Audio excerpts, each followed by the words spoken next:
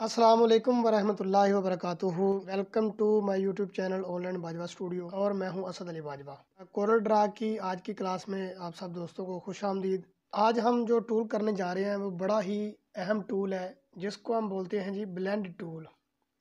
ये drop shadow वाली option में तीसरे नंबर पर आपको नज़र आ जाएगा ब्लेंड टूल। ये जो सामने जितना भी काम पड़ा हुआ है ये ब्लेंड टूल के साथ ही किया हुआ है। देखते हैं जी ब्लेंड टूल में कौन कौन सा काम हो सकता है। पहले तो कोई भी शेप लें, मिसाल के तौर पर हम एक रेक्टेंगल लेते हैं और पहले ज़रा बारीकी से समझते हैं कि इसका काम एक्चुअल में है क्या। ब्लेंड टूल को यूज़ करने के लिए किसी भी दो शेप्स का होना ज़रूरी है। दो ऑब्जेक्ट या दो शेप्स का जो कि CDR हो उनका होना ज़रूरी है। JPG या PNG में ना हो, CDR में हो। अब इसमें क्या करना है जी, दो शेप्स को तैयार करने के बाद ब्लेंड टूल को सिलेक्ट करना है। अभी आपने किसी भी शेप को सिलेक्ट नहीं करना, ब्लेंड टूल को सिलेक्ट करना है और एक शेप से लेकर दूसरी शेप तक आपने इसको ड्रैग करना है माउस के ज़रिए से। यहाँ से हम इसको ड्रैग करते हैं और ये हमारे पास इसने काफ़ी सारी उसकी कॉपीज़ जो है वो तैयार करके दे दी हैं, जो कि छोटी शेप से लेकर बड़ी शेप की तरफ सीक्वेंस के साथ बड़ी होती हुई और बड़ी शेप से छोटी की तरफ छोटी होती हुई जा रही हैं। तो इसको अगर हम कलर करते हैं तो मज़ीद हम इसको ज़रा आसानी के साथ समझ सकते हैं। इसको सिलेक्ट करके कलर आप दे सकते हैं कोई भी, और यहाँ से भी सिलेक्ट करके कलर चेंज कर सकते हैं। यहाँ से आप गौर करें कि ये जो कलर इस शेप पर हमने किया है ये एक तरतीब के साथ यहाँ से चेंज होता हुआ, कम होता हुआ इस शेप तक आ रहा है, और इधर से जो ये जो गोल्डन कलर है ये कम होता हुआ इधर की तरफ आ रहा है।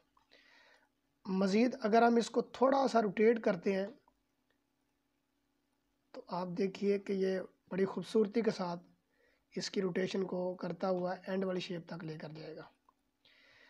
यहाँ से इसकी तादाद को बढ़ाया भी जा सकता है, लेयर को कम भी किया जा सकता है।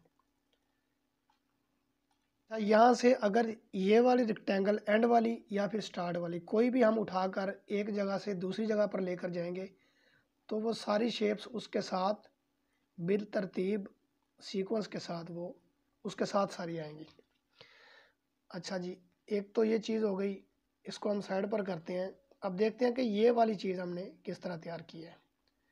आप कोई भी शेप ले लें, मिसाल के तौर पर मैं पेन टूल ले रहा हूँ और उससे एक चीज़ ड्रा करता हूँ कोई भी इस तरह की।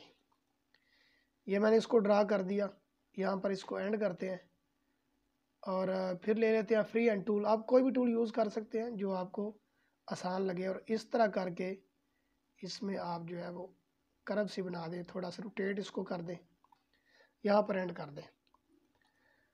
अब ब्लेंड टूल में जाएं। ब्लेंड टूल को यूज़ करने का तरीका ये है कि आपने एक शेप पर जाकर उसको सेलेक्ट करके तो उसको ड्रैग करना है, ड्रैग करके छोड़ना आपने वहाँ पर है जहाँ पर आपकी दूसरी शेप है। ये देखिए मैं यहाँ से ड्रैग करके दूसरी शेप पर लेकर आ रहा हूँ। तो इस तरह करके इसने हमें एक जो है वो चीज़ तैयार करके दे दी है। यहाँ से ऊपर आपको प्रॉपर्टी बार में नज़र आ रहा होगा कि हम इसको कम ज़्यादा भी कर सकते हैं इनकी लाइंस को। अभी चूँकि कलर हमने कोई नहीं किया हुआ तो इसलिए ये ब्लैक एंड वाइट नज़र आ रही है। कलर करते हैं और देखते हैं कि किस तरह का नज़र आता है। ये हमने कलर किया ऊपर वाली चीज़ को, ऊपर वाली लाइनों को। अब ये जो हमारे पास नीचे लाने हैं इनको कोई और कलर करते हैं। तो ये देखिए जी कमाल की चीज़ तैयार हुई है। इस तरह ब्लेंड टूल को यूज़ करते हुए बहुत सारे प्रोफेशनल लेवल के काम किए जा सकते हैं। यहाँ पर ये कलर है, क्लॉक वाइज है, एंटी क्लॉक वाइज है, ये कुछ चीज़ें दी हुई हैं। अगर आप इनको यूज़ करते हैं तो इनकी थोड़ी जो कलर कम्बिनेशन है वो थोड़ा चेंज होगा। तो आगे जो है वो एक ऑब्जेक्ट एंड कलर एक्सेलरेशन, ये हम चूँकि यहाँ से डिफ़ॉल्ट भी मैनुअल भी कर रहे हैं तो यहाँ से भी कर सकते हैं और मैनुअल भी कर सकते हैं। ठीक है जी, ये एडजस्टमेंट भी साथ हो रही है और साथ में उसके कलर भी चेंज हो रहे हैं। अगर आप लॉक को यहाँ पर सिलेक्ट करेंगे तो दोनों चीज़ें एक साथ चेंज होंगी। अगर आप लॉक को अनसेलेक्ट करेंगे तो ये علیحدہ علیحدہ آپ ان کو چینج کر سکتے ہیں، آبجیکٹ کو بھی کر سکتے ہیں اور کلر کو بھی کر سکتے ہیں جی۔ مزید دیکھتے ہیں جی اس سے اور کیا ہو سکتا ہے۔ یہ ایک شیپ ہم نے یہاں پر رکھی ہوئی ہے، یہ دیکھیں اگر ہم مینول اس چیز کو بنانا چاہیں تو میرے خیال سے بہت سارا ٹائم چاہیے اور اس کو ایکوریٹ بنانے کے لیے بڑی محنت درکار ہوگی۔ اس کو ہم نے کس طرح تیار کیا ہے، یہاں سے سٹار لیا ہے، سٹار کو لینے کے بعد اس کی ایک کاپی لیتے ہیں، اس کی اندر والی سائڈ پر تھوڑی سی چھوٹی کرتے ہیں، بلینڈ ٹول پر جاتے ہیں اور اس طرح کر کے اس کی شیپ تیار کرتے ہیں اور اس کو تھوڑی سی اس کی جو ہے وہ آبجیکٹ جو ہے وہ اس کی لیئرز کو تھوڑا بڑھاتے ہیں۔ اب زوم کر کے اس کو اندر والے کو تھوڑا سا چھوٹا کر لیتے ہیں، سلیکٹ کر کے تھوڑا سا ہم نے چھوٹا کر لیا اندر والے کو۔ اب کلر دیتے ہیں، کلر دینے سے تھوڑی سی زیادہ چیز کی سمجھ آئے گی۔ اوپر والا جو سٹار تھا اس کو ہم نے ایک کلر دے کر تو اس کی آؤٹ لائن جو ہے وہ دی ہے۔ ابھی اسی طرح نیچے والی جو اینڈ والی لائن ہے اس کو سلیکٹ کرنے کے بعد اس کو کلر دیں گے اور اس کو آؤٹ لائن بھی دیں گے۔ اب اس کو تھوڑا سا روٹیٹ کرتے ہیں، یہ دیکھیں جی، اس کو روٹیٹ کرتے ہیں اور مزید تھوڑا سا بڑا اس کو کر لیتے ہیں۔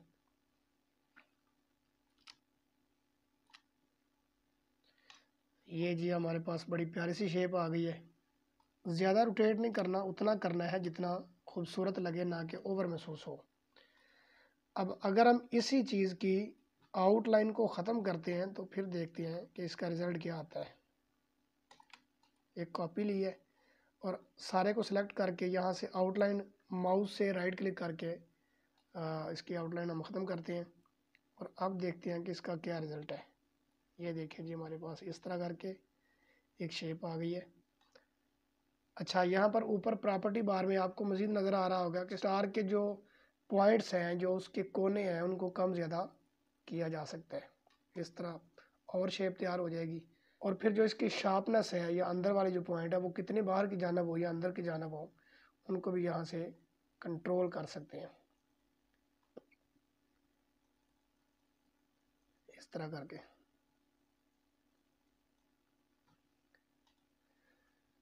اب ہم دیکھتے ہیں کہ اسی چیز کو ٹیکسٹ کے اوپر کس طرح سے کریں گے، یوز کریں گے۔ یہ میں نام لکھتا ہوں اپنا اور اس کی ایک کاپی لیتے ہیں، کاپی وہ ہم اوپر والی جانب رکھتے ہیں اور اب بلینڈ ٹول سے ادھر سے نیچے کی جانب ڈریگ کرتے ہیں اور اب دیکھتے ہیں کہ کیا چیز تیار ہوئی ہے۔ اس کو ہم کلر کرتے ہیں۔ یہ کلر کرنے کے لیے سلیکٹ کریں اور جو کلر آپ کو مناسب لگتا ہے وہ یہاں پر آپ دے دیں، تھوڑا سا ڈارک کرتے ہیں تاکہ نظر آئے نام۔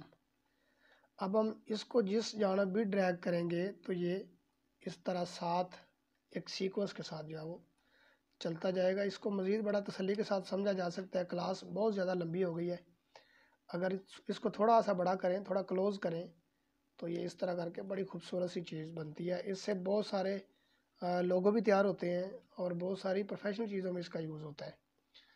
یہ دیکھیں جی، اس کا مزید کو کلر ہم چینج کرتے ہیں تاکہ تھوڑا سا اور پروفیشنل ہو۔ یہ دیکھیں جی،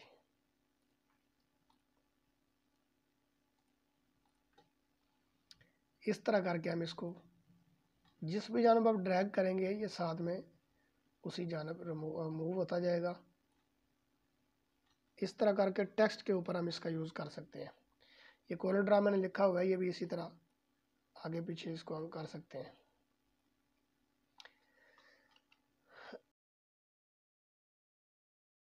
اب ایک اور چیز دیکھتے ہیں، مثال کے طور پر آپ کو گولڈن کلر کی فیملی کے بہت سارے کلر چاہیے جن کو دیکھ کر آپ یا جن کو سامنے رکھ کر آپ مزید کلر جو ہے وہ فل کر سکیں کسی چیز میں یا آپ یوز کر سکیں۔ تو دو شیپس آپ لیں اور اس طرح کر کے ان کو آپ بلینڈ کریں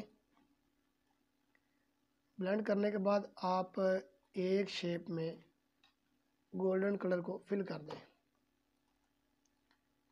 اسی طرح اس میں آپ وائٹ کر دیں۔ تو اب یہ دیکھیں یہاں سے لے کر یہاں تک سیکوینس کے ساتھ کلر کم ہوتا ہوا آپ کو نظر آ رہا ہے۔ آپ کوئی اور کلر کر کے دیکھ لیں۔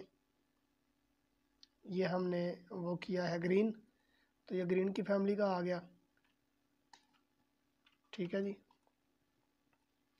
اگر آپ ریڈ کرتے ہیں تو یہ ریڈ کی فیملی کے کلر آپ کو یہاں سے مل جائیں گے۔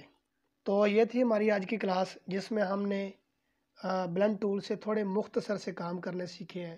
اس سے بہت زیادہ کام ہو سکتے ہیں، اور چونکہ یہاں پر ہمارے پاس کوئی آبجیکٹ نہیں ہے، ہم ایک سمپل سی شیپس کے اوپر اس کو اپلائی کر کے دیکھ رہے ہیں، تو آنے والی کلاسز میں جب ہمیں اس کا پروفیشنل یوز کرنا ریکوائرمنٹ ہماری ہوگی، تو پھر ہم دیکھیں گے کہ اس کو پروفیشنل کس طرح یوز کرتے ہیں۔